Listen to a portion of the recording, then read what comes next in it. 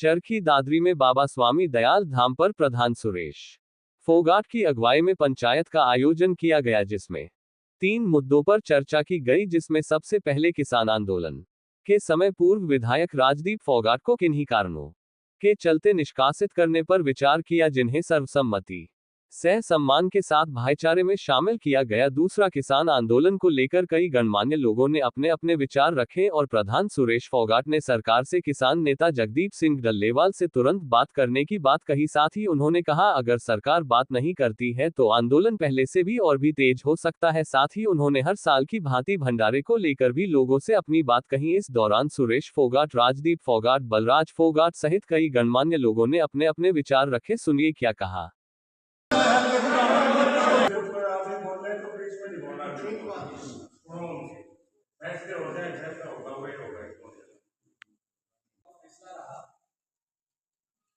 ये फैसला बहुत लंबे समय तक आपके लोग भी और दूसरे समाज के लोग भी इसको याद रखेंगे। जो हमारी खास में आज फैसला लिया है, ये तो किसान आंदोलन में कोई जिम्मेवारी लगाए, चाहे होकागढ़ की जिम्मेवारी हो, चाहे गरीब इंसान जो भी कार्यकारी की जिम्मेवारी लगाएगी, गाड़ी फोगाट की तरफ से हम जितने भी यहाँ बैठे हैं और उसको दिल से सेवा करेंगे, इसका सम्मान करेंगे। और पुणे में काम ढाणी फोगाट की तरफ से सुझाव देता हूँ कि ये काम अभी कर लेना चाहिए। बहुत अच्छा काम है, आप सब पूरा करें।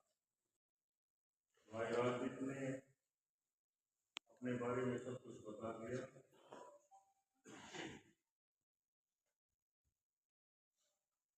आप एक ऐसा संगठन है कि हर एक इंसान को साथ लेके चलने के लिए हमेशा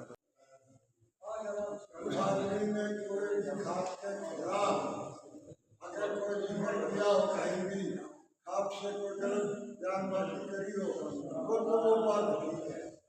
और बिना जरूरत से बगैर बताए बगैर कहे कि ना उधर कर दिया घड़ा भी देता हूँ, ये कोई मतलब की बात नहीं। तेरा के जितनी बाधा जितनी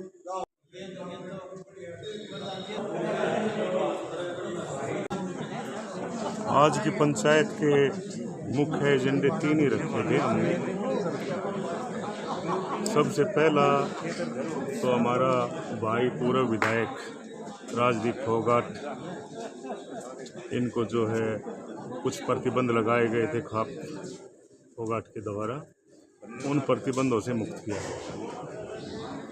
वो राजनीतिक दौर था और हमारा किसान आंदोलन चल रहा था और उस दौर को देखते हुए खाप ने कुछ कड़े फैसले लिए थे, वो फैसले हमने वापस ले लिए। दूसरा, जो डल्लेवाल साहब बैठे हुए हैं पिछले 48 दिन से, उनकी हालात काफ़ी नाजुक हो चुकी है, लेकिन सरकार के कानों पर अभी तक जूं तक नहीं रेंगी है। उनके बारे में भी हमने बताया, या तो सरकार डल्लेवाल साहब से आकर के बातचीत करे और जो उनकी मांगे हैं, उनकी जायज़ मांगों को जो पूरा करके उनको अनशन से उठाया जाए। अन्यथा एक दिन ये जो आंदोलन है एक बहुत बड़ा रूप धारण करेगा, जिससे कि सरकार को और आम जनता को इसका खामियाजा भुगतना पड़ सकता है। इसलिए मैं दोबारा हमारी माननीय सरकार से और इसके साथ साथ हमारी माननीय सुप्रीम कोर्ट से ये आग्रह करता हूँ कि माननीय सुप्रीम कोर्ट भी सरकार को आगाह करे कि जब डल्लेवाल साहब के पास जाकर के उनकी जायज़ मांगों को माने और उनको अनशन से उठाया जाए। ऐसा ना हो कि आज के जो समाचार हमने देखे हैं उसमें ऐसा लग रहा है, डॉक्टरों की जो रिपोर्ट आई है, कि डल्लेवाल साहब को कभी भी कुछ भी हो सकता है, उनकी हालात बहुत नाजुक है। तो कृपया करके डल्लेवाल साहब की जो है सुध ले ये सरकार और उनकी जायज़ मांगों को मानते हुए उनको अनशन से उठाया जाए, वरना ये आंदोलन इतना ज़बरदस्त रुख अख्तियार करेगा कि शायद जो पहले 13 महीने हुए थे उससे भी बहुत ज़बरदस्त होगा और इससे जो है सरकार और आम जनता को काफ़ी परेशानी का सामना करना पड़ेगा।